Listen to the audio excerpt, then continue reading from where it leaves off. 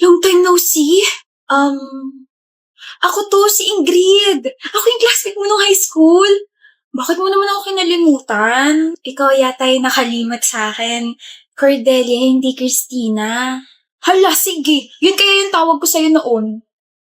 Ah! Oo nga! Naalala mo na, ako rin yung palagi kang binibigyan ng pagkain tuwing recess. Nakakatampo ka na. Sorry, naalala ko na. Ilang years na din kasi yung lumipas, tsaka alam mo na, tumatanda na. Naku, bumawi ka sa akin, libre mo ako. Ano gusto mo? Gusto ko ng chicken, fries, burger, ano pa ba? Shake! Shake? Sige, ililibre kita mamaya. Ka-excite! Ang nga pala, kamusta ka na? Tagal na rin natin hindi nagkita, ha? Ayos lang naman, buhay pa rin, lumalaban, ganon. Grabe, ang social mo na. Parang dati sobrang dugyutin mo pa. Pero mas maayos mga ako sa'yo dati. Hindi naman. Boyfriend. May boyfriend ka na? Meron. Gwapo? Mayaman? O mabait lang? All of the above.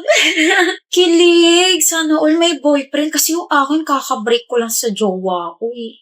Ikakasal ka na ba? Matagal pa. Ganun. Invite mo naman ako. Total magkaklase naman tayo nung high school eh.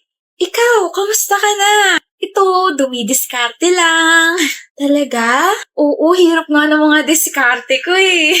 Parte rin ba ng diskarte mo yung pagnanakaw? Ha? Dikot ng kamay ah. Palis ka? Day off mo ngayon Ba't nandito ka, Ignacio? Ikaw, di mo naman day off ah. Ba't di ka naka-uniform? May lalakarin kasi ako, so ba't ka nga nandito? Yung ka-workmate na kapatid ko, nanakawan daw sa area na yun. Na-report na ba? O raw, kahapon. Wala naman ako kahapon, diba? Ayun, pag-uwi ng kapatid ko, kinuwento niya sa kanya nangyari. Kaya pumunta ako rito para magtanong. Naku po, madalas talaga pag nanakaw sa area na yan. May bagong modus sila Lalapitan ng mga magnanakaw mga biktima at sasabihin ka schoolmate nila yun nung high school. At kapag hindi naman naniwala, ipipilit nila na naging magkaklase sila hanggang sa humaba na yung diskusyon. Tapos ayun, hindi na namamalayan ng mga biktima na ninanakawan na sila. Minsan nga, binubutas pa yung bag nila o di kaya yung eco bag Ilan sila? Sabi, 2 raw Isang lalaki, isang babae. Ako na bahala din sa isa.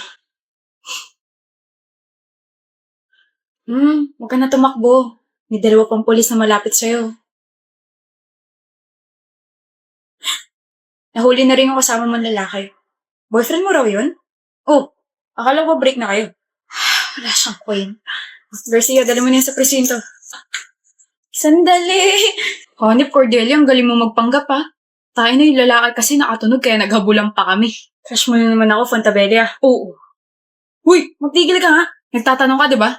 Nagsasabi lang ako ng totoo. Palmo, tara na nga. Let's go, babe. Ano yan? What? What the heck are you wearing, John? Damit. Nakikita ko nga pero polo na pang tito and a denim jeans and what the heck is that? An old shoes? Parang 2 generations na yata pinagdaanan niyo ng pangit. Don't insult my rubber shoes, pinag-ipunan ko to. Tsaka Sarah, I don't see anything wrong with my clothes. Wala ko meron. You're meeting with my friends, not with your trashy buddies. Babe, you look dirty. Presentable ako tignan. I know what I'm wearing and we just have a different style. You know what? Let's go shopping. Baguhin natin lahat ng mga damit mo. You should wear shorts or those decent button-up polos. Ayoko. Komportable ako sa ganito. I feel more confident kapag ganito ako. They will laugh at you. Bakit? Kasi ganito suot ko. Parang yun lang? Ano naman kung tawanan nila ako? Ganito gusto ko suotin You don't understand. Ano ba hindi ko maintindihan, ha? Sige na, Sarah. Ano yung hindi ko maintindihan? Yung itsura mo, tsaka yung pananamit mo. It matters to me because you're now carrying my name. Ano na lang sasabihin ng mga bago kong friends sa akin kapag nakita nilang ganito suot mo? Magiging katatawanan ako, John. So this is about you naman pala. Mas importante pa yung sasabihin nila. Hindi ka man ganito dati Sabi mo you love the way I present myself. Ano nangyari? Siyempre nagbago na ako ng lifestyle because of my new friends. I mean, they are popular and I can see that. ang hirap mo naman pakisamahan, John. Kung ayaw mong baguhin kita, pues magbabago na lang ako ng boyfriend. Okay. What? Kung babaguhin mo ko dahil sa opinion ng mga kaibigan mo, maghanap ka na lang ng bagong dadalhin sa kanila. I'm just helping you. You're not helping me. Ginagawa mo akong manika just for you to look good in front of your new friends. You're kind of ruining me, Sarah. Di mag-break na tayo. I think mas maganda ako tignan kung wala ka kasi you're bringing my status down. Okay. John? Sarah, Kamusta ka na? 5 years na lumilipas pero ganyan ka pa rin manamit. You still look dirty. My gosh, you haven't changed a bit. Napapag-iwanan ka na yata ng panahon. Pero ako, hindi ko siya iiwan. Excuse me? Hi, I'm Ayla. John's fiancé. Finally, na-meet din kita, Sarah.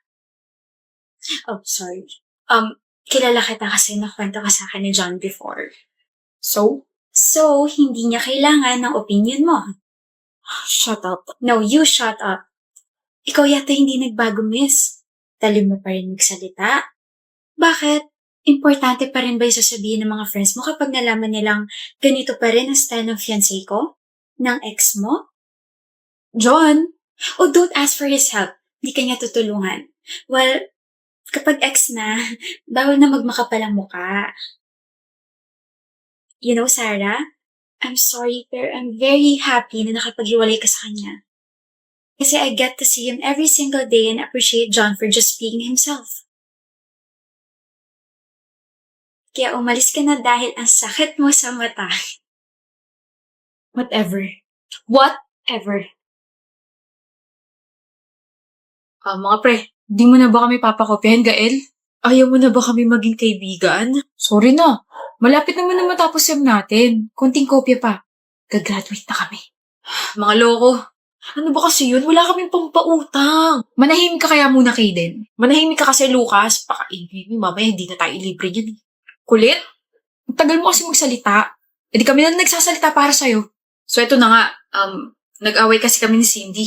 O tapos, aawayin mo rin kami. Medyo malala yung away namin and baka mag-break na rin kami.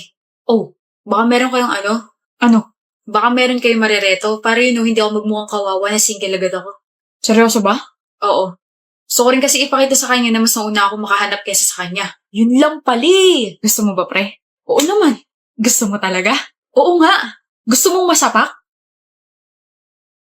Chill, Lucas. Eh di wag. Ikaw ba, Kaden? Meron ka ba dyan? Gusto mo?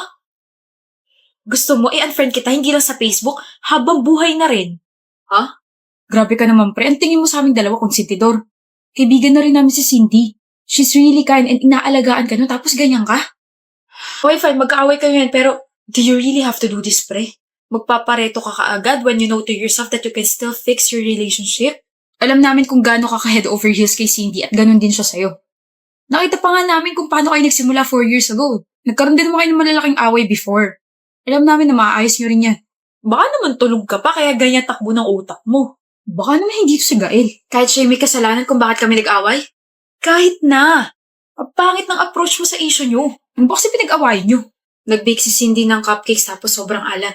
Hindi ko alam sasabihin ko. Oh, seryoso ba?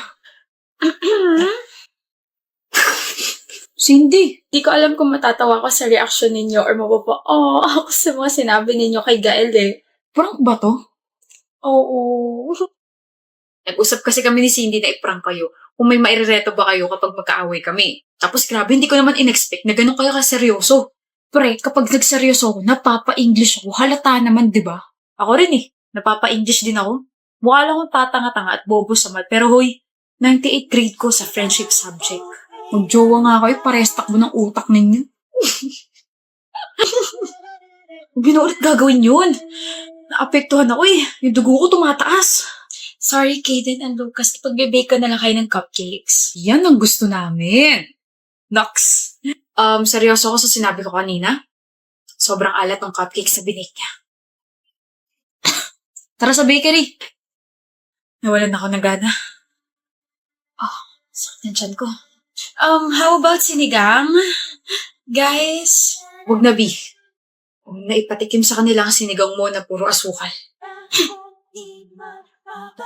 Okay. Tara na. Ikaw na yung pagluluto ko lagi. Raquelita de la Cruz, aka Rocky. Single? Yes, since birth. Babae o lalaki? Ka-offend ka naman. Babae. Next question, please. Kaya ko rin pong kumanta, sumayaw. Pinaka-best ko po is yung panggagaya. A happy person. Good. Happy. Happy. Yes, yes. Stop. A different kind of animals act like a dog. Mark! Bakit, Mark? Mark po kasi, ngongo po kasi yung aso na pinoportray ko.